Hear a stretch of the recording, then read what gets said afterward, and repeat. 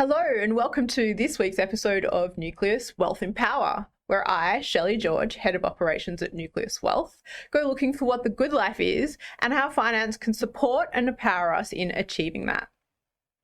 I'd like to start in the spirit of reconciliation by acknowledging the traditional custodians of country throughout Australia and the connections to the land, sea and community. I pay my respects to their elders past and present and extend those respects to all Aboriginal and Torres Strait Islander peoples today. I'm so excited about today's episode because it's the first time I finally get to start making headway on the show's stated goal of looking for the good life. And in doing that, I'll be joined by Harry Goldberg and Tristan Scifo, Directors of Purpose Advisory. Harry has worked with clients in the finance industry for more than 8 years. He's the husband of an exceptional woman, an incredibly proud father of his adorable 1.5-year-old little girl, and an empowerer of all who he engages with to grow and become greater versions of themselves. Welcome, Harry. Thanks, Shelley. Tristan, meanwhile, is a financial advisor and life coach at Purpose Advisory. He's a husband to a dynamic and creative woman and a proud father of a gorgeous 2-year-old girl. He's passionate about educating people and equipping them to make great life decisions and to help them become more clear on their identity and purpose in life so that they can experience more fulfillment and multiply truth, love and beauty in the world. Welcome, Tristan. Thanks. Good to be here, Shelley. Thank you both so much for your time today. I so much enjoy our conversations about these topics and I'm really excited about sharing it. Before we get into it, though, I just put out a quick reminder to all the listeners. If you haven't already, subscribe and click the notification bell to be notified when we go live or have a new webinar to watch, or follow us on your preferred podcast platform. And we also ask if you take a moment to click the like on the video to help our show grow. Okay, so on to today's episode. So I want to look at, I think it's the first phase in the approach that you take with clients in terms of working out a financial advice strategy, and it's around life purpose and setting that. So where do you think is the best place for us to start when approaching this topic? Oh, this is such a huge topic. I think with our emotions, because like Shelley, I won't pry straight away unless you want to share, but I'm going to guess that most people listening to this podcast haven't done a genuine life planning session by themselves for a while, maybe for more than a year. And unless they're really avid personal development types and have it as a habit, or have someone in life that prompts them to do it, they might not never have done it. And a lot of it is because of emotional reasons. So maybe we start with the emotions around planning our lives. That sounds great.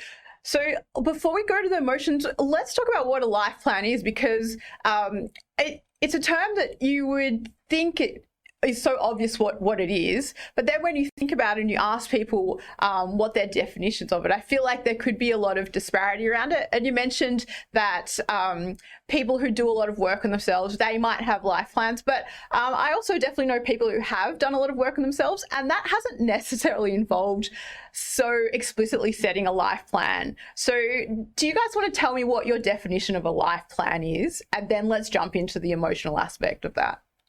Probably the easiest way to describe it is that there are two facets, really. There's the vision and there are the milestones. So the vision is really seeing where you want your future to be. How do you want your future to look? If you look 5, 10, 15, 20 years into the future, when you're in a completely different circumstance to where you are right now, what will you really want your life to look like? Put the limitations aside, but just because money is no longer a barrier doesn't mean that you necessarily want the house on the water just because you can afford it in the fancy Maserati or Ferrari. Yeah. But if you look at, if money wasn't a barrier, what do you really want in life? Who's going to be in your life? What are your relationships like? What's your lifestyle? What are the things which you have and the people you have? What do you do for fun? What are your hobbies? What do you enjoy? What does your typical day look like? And so what brings you like fulfillment and satisfaction and keeps you getting out of bed? Does that sort of summarize it? Yeah, it is, but it's really limiting to, or it's a limited question to ask just what gets you out of bed or what would lead to a fulfilled life for you. Because the vast 9 out of 10 people that you ask that question to are really going to struggle with the answer. So it's a hard question. It is such a hard question. I remember when I was working with you guys on it, I really struggled. Yeah, and so that's why you go through a vision exercise, because if you look towards the future and you no longer have the challenges you have right now, like you've already got the career that you want, you've already got the relationship with your kids that you desire, you've already got your finances sorted, or at least you're on track, and those things aren't problems. You'll have other challenges in the future, I guarantee it, but they're not the ones that you have today. So you can get outside of where you currently are to start looking towards what type of life do you really want to experience.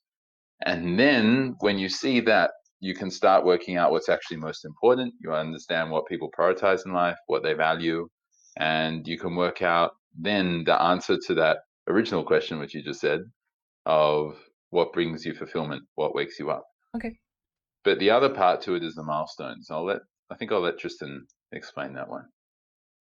Yeah, so the vision section, I think, is well coined by Stephen Covey, who passed away a few years ago. He's the 7 Habits of Highly Effective People guy. You know, that book that everyone gets recommended to read, and not everyone reads it. But one of his main themes and principles is to begin with the end in mind. And vision's all about that, is getting a clear picture of where are we headed? Because any of the stepping stones we want to take have to lead us towards that. Otherwise, where are we going? So once you've got some sense of a clear picture of where you want to be, it can be specific or it can be very general, but it's going to give you direction. And importantly, it's going to hook you. It's going to emotionally pull you towards something you really want, because it's linked to desire, right? That's the most important part, really. Then you need to come up with some rough plan of how you get there. And this is where preference really comes into play.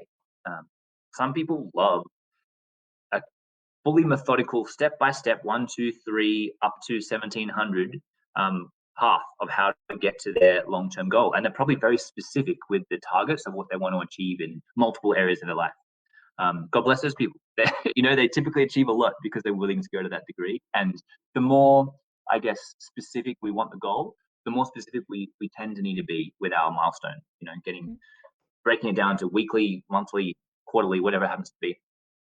For most people, it's not to that degree. It's more like, what are the big rocks in your life? If you've picked up a vision in your mind of, let's say, 10 years out, a lot of the time we work to a 10-year vision, but you can go the end of your life. You can go to 3 years from now. It depends what the context is.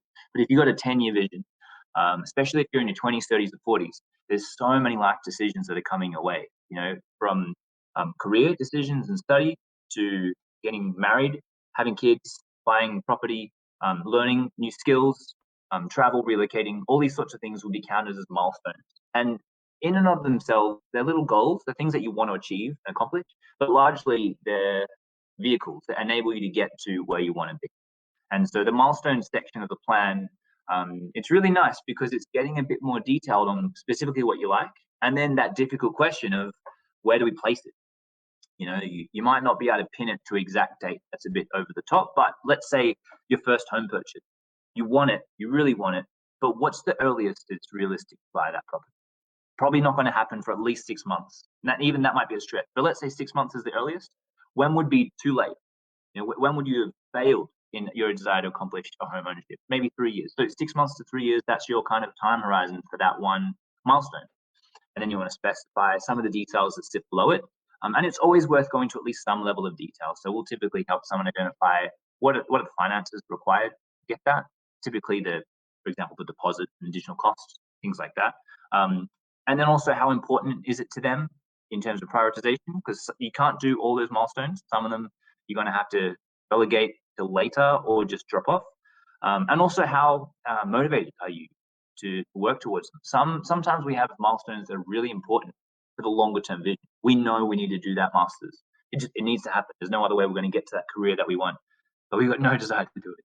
I don't want to go back to study. I feel all this, limitation or just barriers. And so you've got to be honest. And my level of motivation for that milestone is really low right now. And that's great, because then that gives rise to more micro goals. Okay, I've got to work on my motivation. Before I even try and tackle a master's, I've got to shift my mindset around it. So milestones is, I guess, a broad category which ranges right from the big stepping stones right down to the meticulous goals. So it's got a lot of layers in it by the sounds of it. Oh, definitely. And it's very much choose your own adventure. Like we are mindful that a lot of people have resistance to doing the life planning process, and we want to make it as enjoyable for people as possible. But to be honest, I love it. I really love doing it myself, and I love the privilege of taking people through it. So we want to make sure they love it. and know that it was a positive experience, and they're looking forward to the next time you do it. Because a point we probably didn't clarify is it's not a one-time thing. You don't make this plan and then shelve it. This is a living, breathing organism that you're constantly iterating. And ideally, with these milestones, you're checking them off and building out sub goals, and then checking in and going, okay, we're still on track. Do we need to change our timeframes or change the goals altogether? Every now and then, you also need to really re-question: is my vision still the same? Have I changed as a person? Is my bigger picture vision still what it was? Yeah. To put that in context, with probably, I'd say the vast majority of our clients, they want to do the life planning process. Obviously, we've encouraged them down that path because we know the value in it, and they don't know the value yet, but they trust us with that. But probably maybe even 50 or 60% are kind of apprehensive about it. They've got pre-work before going into it, and it's the first time they're doing something like this, and they're going to be doing it a lot of the time with their spouse as well. Not always, because we have single clients too. But if they're married, especially, and they're doing it with their spouse, and it's in many ways a scary process. But I'm yet to find, I think Tristan's the same with this, I'm yet to find a single client who's gone through this life planning process and hasn't come out on the other side saying, that was a really valuable use of time. Thank you. Yet to find a single one. Yeah, no, I agree, for sure. So you said most of your clients are pretty on board with doing the life planning, but or they trust you. So what would you say to someone who is resistant? Like, well, two questions here. What would you say, and why are they resistant? Yeah, they're different questions. A lot of the people that come to us have already passed a lot of checkpoints, that they're willing to speak to a financial advisor / life coach. So they're motivated to take action. It's pretty scary to do that, especially for a younger person. A lot of reasons they might be intimidated with it or think that it's not relevant for them just yet, or whatever, just ignore it.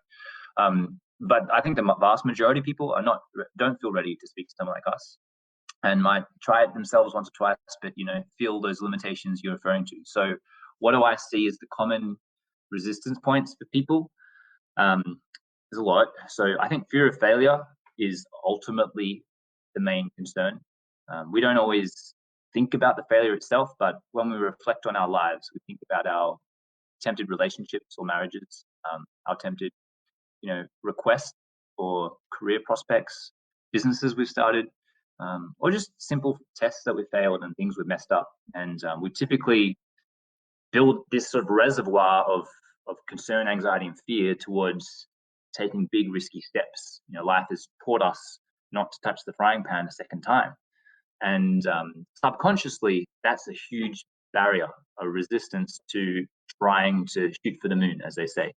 And so anything related to shooting for the moon or planning for something greater is, it's a threat, really, on the subconscious level, on that sort of animalistic amygdala level. Because I think if you were to ask the question, what is life planning from a metaphysical point of view rather than the practical, ultimately it's becoming more aware of the ideal that we're pursuing. Because every human has an ideal within themselves. Jung referred to it as the self. Within religions, it tends to be sort of embodied in a person. Carl Jung, yeah, sorry, the really old, very bright psychologist from the 20th century, genius of a guy. So yeah, his concept of the self was kind of this pinnacle, this peak of the hill that we're all wanting to be and wanting to experience. Now, just because we want it, it doesn't mean that we pursue it or that we get there. In fact, most people don't get there, and a lot of people don't even pursue it for various reasons. But we have a natural pull to want to do great and to be better people. And we're not normally aware of exactly what that picture is, what that image is. It's heavily influenced by our childhood, by our parental influences, by our decisions, our beliefs, our personality, by this myriad of things. And until we've started to really pass it out and categorize stuff and see things more clearly, and then start, clarifying it and reorganizing it ourselves, we don't have much influence or control. We're probably like pawns in the matrix. I think that's a very fair analogy. And so what life planning in that metaphysical sense is doing is it's taking an intentional lens to aligning our life and our decisions to our ideals, to what we really want our future to be. And so anytime that we're wanting to engage in that process, there's always this risk that we fail, just getting back to the fear of failure. And so if I could jump in there and ask a question, it sounds like what you're saying, your I guess, beliefs around this process are that if Jung is correct, the real failure is that we don't get to achieve our sense of self, or we don't get to be who we believe we are or want to be, because that's what like all of this work is doing, is trying to actualize this sense of self that you probably created when you were very young. We know how important identity and egos are to people, no matter what you believe about which stream of psychology you believe or don't believe in. I think it could be said that a person's sense of themselves is very important to their life. And so I guess what I'm hearing is that this fear of failure is about not achieving that. Is that, am I guess, along the right track, or maybe off the... Totally. It's kind of sad. It's a paradox that we have this deep-seated desire that you can't kill. Like, once someone loses that desire to pursue their higher self, they literally commit suicide. It's very synonymous with people that end their life, is that they lose that hope for something greater, not just in the greater sense of the world, but in themselves. And so when you say like literal committing suicide, that's more a sense of the meta self, like the soul or the spirit, or... Oh, I'm talking about people that end their lives. Right, okay, right, okay. That they can't, either they have no hope, or they believe there is nothing greater to pursue. But it's always linked to this idea of this natural human desire to grow and to become greater, has been suppressed or stifled or put out to such a degree that they've lost that drive. Typically, every human has this drive. And as a parent, this is what we want to instill in our children, this incredible like curiosity and desire to be greater and to see something and to want to be it. And it's so natural and beautiful and innocent in a child because it's unfettered by the fear of failure.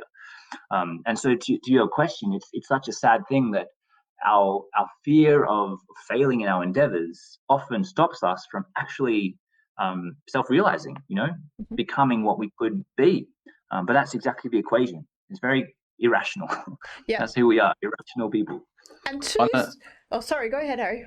Yeah, on a more perhaps practical, on the practical flip point of it, or the perhaps more rational side, is a lot of people, it's not necessarily just because they fear that they can't achieve it, but it's because they don't believe it's actually possible. Like they don't believe there's any point in planning because, hey, COVID can happen. And you can lose your job. You can be made redundant. Everything goes out the window. Or there could be a big accident and then a whole bunch of medical costs and all of our savings are gone. What's the point in doing any of this? It's just going to disappear either way.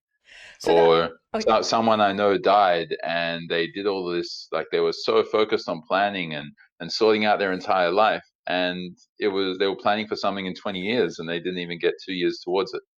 Yeah. For me, that brings up two really good points, which is I was just about to ask, how does the fear of failure manifest itself? Because I think when you say to someone fear, they're looking for... deer in the headlights or something. Yeah, tangible, exactly. Right? But I guess my experience has been you can be afraid of something and not even realize that you're afraid of it. And you have all of these like knee-jerk reactions that when you dig a little bit deeper under it, you realize it's a fear of something. And so I guess anyone who's listening who might be thinking, that's not me, but I still don't want to get a life plan. Do you have any examples of how you've seen this fear of failure manifest itself that maybe could prompt some internal or some introversion around their situation? Yeah, I'll pick on myself actually for this one. And exactly as how you're describing it, we think that we're empowered and we think that we're powerful and we're doing all the right things. And we don't realize how much fear is actually driving it. If I think back to when I was an early financial advisor and I was in client meetings, I had this fear of being out of control.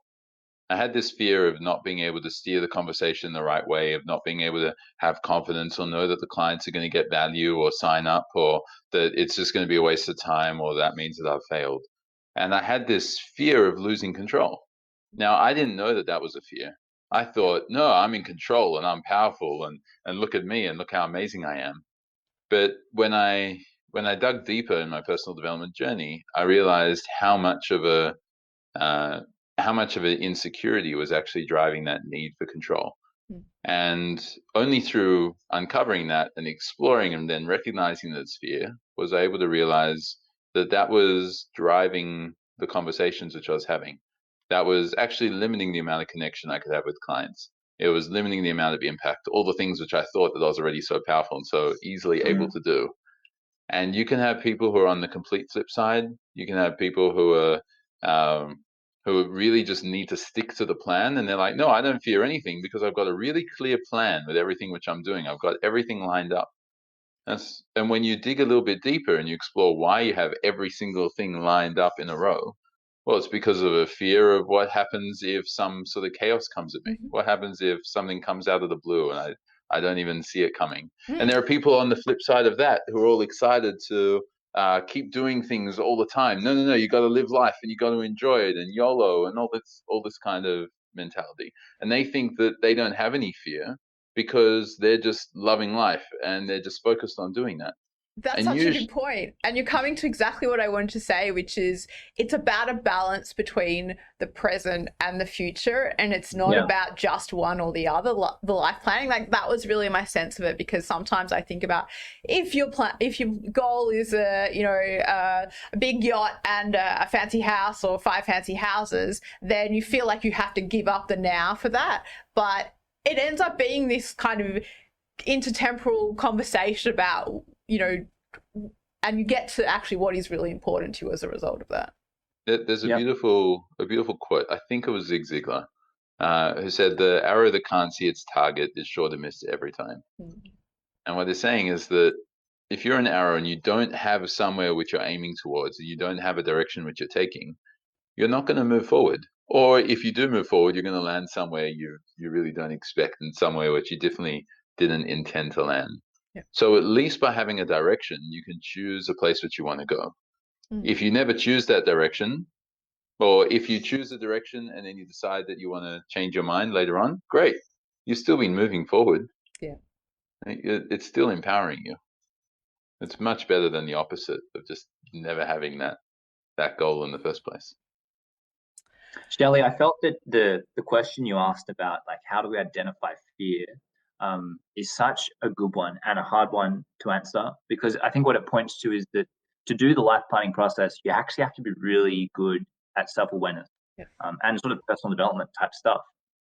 Because most of us don't know that we're afraid at the time unless we're literally quivering or we go into fight or flight. An example of what I see as fear is I'll ask a client to describe for me their dream home 10 years from now. And this isn't like the ideal, $100 million question. It's like, what do you want the home that you're most likely going to buy, the one that you're actually aiming for? Once we've gone through a lot of the process and we've gotten a bit clear on the direction, the vision and mission, and we're now actually building a visual picture of the future that we want. And they have been engaged in the process and they've been sharing really good answers up until this point, but then they flinch and they kind of say, oh, look, I don't know exactly what it's going to look like just now. Of course, like no one knows what it's going to look like now. That's not the point of the question. The point of the question is to have a crack. Let your incredible movie scripts in your mind play this thing for you. Like let it roll. See what happens. Roll the dice and see what shows and talk it out. Because when people start talking whatever they're seeing, the movie keeps playing and they see things they normally hadn't seen before. Sometimes it's bringing in a few things that you picked up on realestate.com and Domain, and that Instagram feed you pull out. But then as you're watching it, you start processing a little bit and you question, does that work? No, maybe I want this as well. And you start adjusting it and shifting it. And this thing literally evolves in your mind as you go.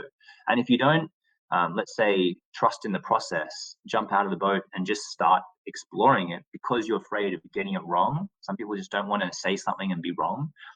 Or other people don't want to say something and then be stuck to it. Because what if the picture I come up with isn't actually what I want? Well, that's not the point of this exercise either. You're ideally going to do this same exercise every year. But I feel like that's a manifestation of the fear. It's using an excuse to put it off. Do you know what I mean? And that's it. It's identifying those excuses, which masquerade as confidence and soundness or whatever, but they're not. They're just fear motives. This is the exact reason why a lot of people struggle to do this without a coach.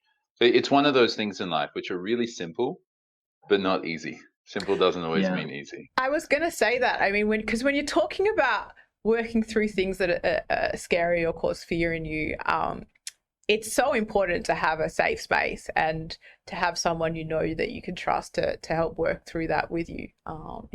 So like this in any other ways, it just seems to me like you get so much more out of doing it with a coach or a planner. Yeah, look, it can be done really well with someone that you know and love. Some of the more fun versions of them are when you can really dive in to someone you're building something with. So Harry and I are business partners, and when we do vision, it's fun because as much as we love our work and we put a lot of energy in, it's not the deepest part of our lives. There are deeper desires we have than our work, typically our family, right, and personal development. And so when we're playing in the business arena, besides the limitations of financial realities and sustainability, we can kind of do whatever we want.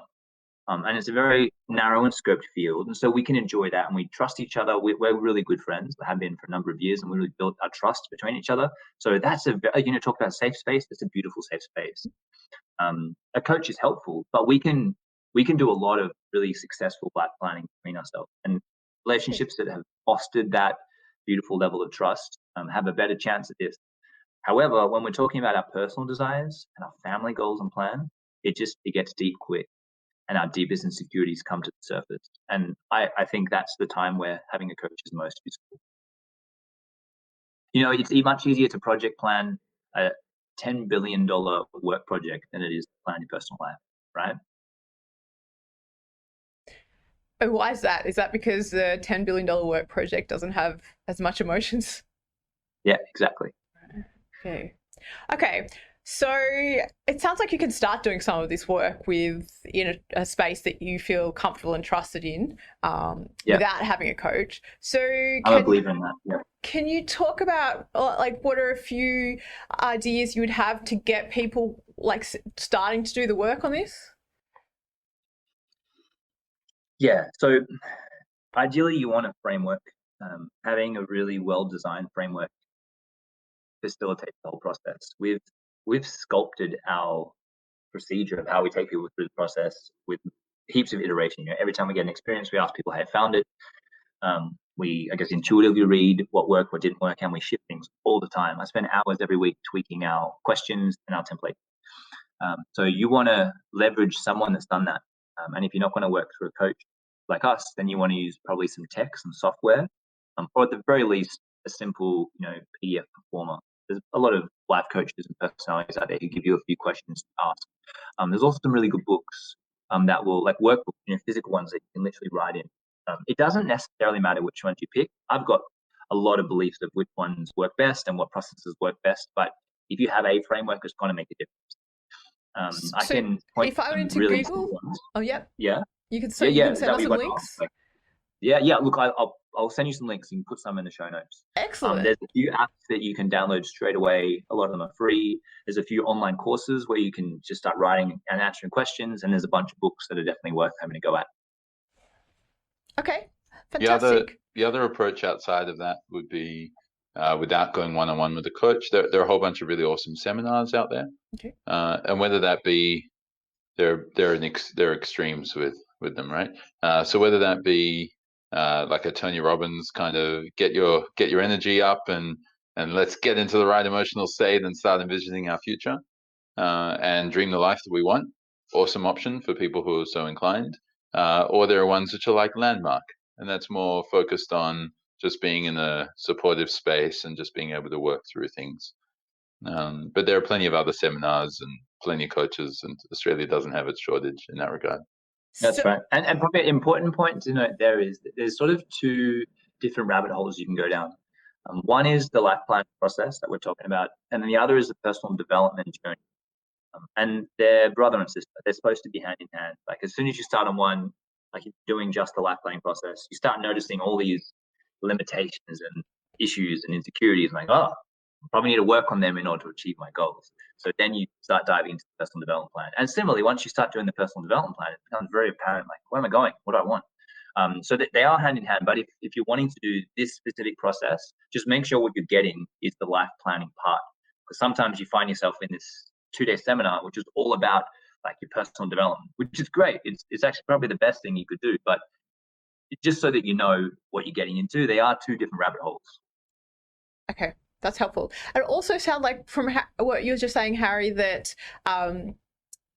there's different flavors for, you know, different types of people. So if you go to one and find that's not for you, don't necessarily give up straight away. Be kind of open to finding the right one for you. Is that right?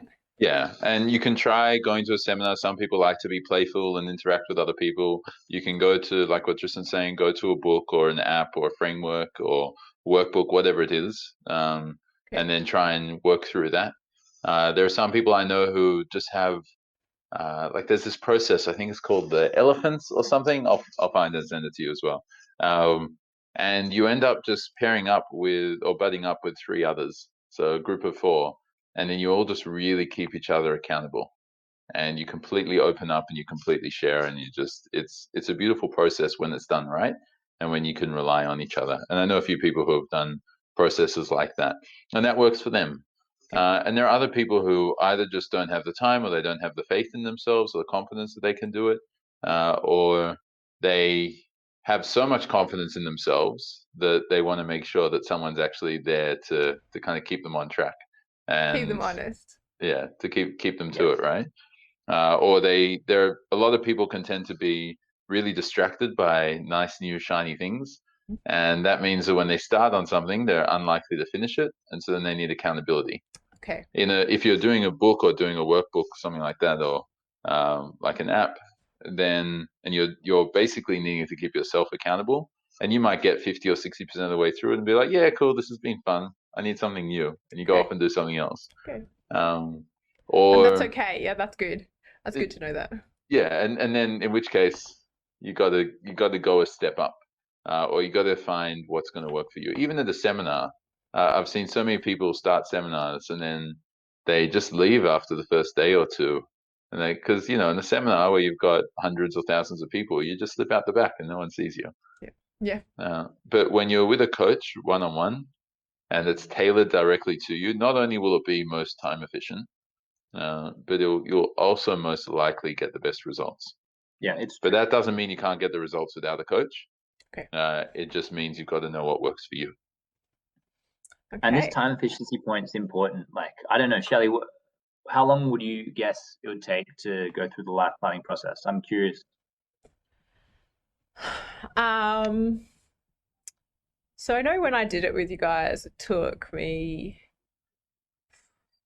solid hours, but if I set that aside, I mean, for me, it would be like a weeks or months sort of thing. Like you guys were saying earlier on, it's a constantly iterating kind of ongoing conversation. So, right.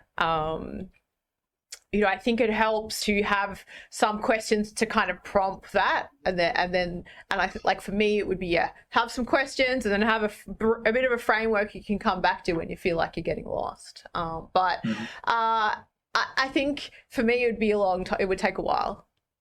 Yeah, and that's mostly what people say as well. Like they know it's not just daunting, but it will take ages. And those that want to do it right have multiple sit downs. Sometimes just to find the right resources and then to start on them, and then to come back to them. And because they're not fully clear where it's ending up as well, there's slightly more of a reluctance to push through. Sure.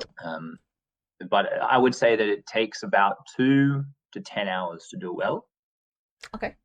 The setup process, if you're doing it for the first time or you're in a new life stage and you haven't done it for a few years, so it's kind of like starting from scratch. 2 to 10 hours is the time range, and with a coach you can probably get it down to that 2 to 3 hours. You can obviously go more, or all the more value if you go deeper, but if you're going to do it by yourself, it just takes a little bit longer most of the time. Okay. To give you an idea of our process with clients, it started out as just a 1-2 hour session for vision and planning, and we always went well over time, and then doing extra follow-ups with clients, and we realized that wasn't enough time to actually do it justice. Okay. We've now got a separate life vision, which goes for almost 2 hours, and then a life planning session, which goes for almost 2 hours, and then a check-in a week or two later, which goes for 45 minutes. And the clients have got pre-work and post-work with all of those. But that said, we do have clients, especially those who have done something like life planning and life envisioning before, where it only takes a one 2 hour session just to do it. Yeah, I mean, I'm probably definitely one of those people that doesn't think about it a lot. So I'd be definitely on the slower side, not the faster side. For those out there wondering. But guys, I think we're out of time, unfortunately. So I'm going to have to wrap it up there. But I hope we can have you back soon, because I know you have some other modules to talk about. For example, what your investment style is and what that means for how you should be thinking about investing. So I hope we can track you down soon for that. Yeah, we're looking forward to having more chats. I just like one last thought, if I can just pop in on a practical note. We'll make sure we send like a good, thorough list of different tools that people can use, and I'll like specify what type of personality or what attraction each tool would have for those out there. The main thing is finding something that is going to be fun. You know, we do this activity for couples to orchestrate a more intentional conversation about how life is going. We call it happy hour. And it's a hard thing for a couple to make time to do this intentional conversation. Very similar to life planning. It's like this intentional kind of like deep dive into themselves. The only way that it works and becomes a fixture or a mainstay is when you make it a really fun hour. So, you know, for a couple, you pick an hour in the week where it's reliably open, no kids bothering. You can sit down in a beautiful spot with a glass of something you enjoy, and maybe even something to bite that you really love. The right kind of feel music, you know, make it something you can look forward to. And I believe the same for your life planning process. That means you book a really lovely Airbnb in the location you always wanted to go, but slightly out of your budget. You know, this is probably the time to do it. Reward yourself, but dive deep when you're there and do a bit of recluse. Some people, I know a good friend who goes to the bush literally 7 or 8 days every year. He just goes out to the desert by himself with like some water in a backpack, and that's it. And that's the respite that he wants. And to his credit, he's found what works for him. So you've got to find what you want to enjoy and create that experience. So that environment. The space. Yes. The physical space. Make sure it's a great physical space. And then do it. Physical space for the emotional space to do the work. Yeah, that's right. Okay, excellent. Thank you. So guys, thank you so much for your time today. It's always a pleasure to chat with you, as I said at the start, and I love talking about topics like this. So thanks for sharing it with the listeners. Do you want to quickly tell them how they can get in touch with you or follow your work? Yeah, just jump onto www.purposeadvisory.com.au or connect with myself and Tristan on LinkedIn. That's where we're most active. That's where you're able to see what we're about, see what we do. And if you want to just have a chat and just see if what we're doing is right, or if you just have any extra questions from this podcast, we're happy to give you 20 to 30 minutes. Just book in an intro call. But no obligation from it. We're just happy to have a chat and support you through the process. That's great. Thank you. And before I say goodbye for today, if you have any feedback for me about this episode or any future podcast topic ideas, if you can let me know in the YouTube comment section or send me an email at contact@nucleuswealth.com, that would be great. To stay up to date with news from Nucleus Wealth, follow us on social media or subscribe to the newsletters from our homepage. And also, if you'd like to hear more from us, don't forget about the weekly Nucleus Investment Insights podcast that goes live at 12:30 Australian Eastern Standard Time every week on Thursdays. Thanks to my producer, Jaden Stent, for his work today and on all the episodes. And finally, if you know anyone who'd get something out of today's episode, let them know about it, share with a friend, and help our show grow. Thanks for tuning in for myself and the team, and we look forward to catching you at the next one. Cheers.